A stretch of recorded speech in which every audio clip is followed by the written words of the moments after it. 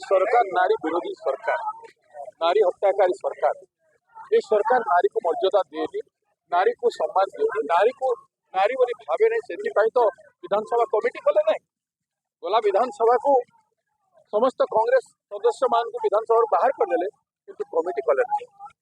तेणु ये सरकार एटीट्यूड एवं तीन जन स्पष्ट भाव में जलैंट अपराधी कई नुहति कि कथा पीड़ितर बापा कहते राजनीति से राजनीति करंतु नहीं, दबाव रे आसंतु नहीं। न्याय झील को मिल गरीब लोक तार उपरे पुलिस प्रशासन टू नहीं कर सरकार जदि सब भाव में चावल पकड़ से विचार कौन कह मु दोष दौनी।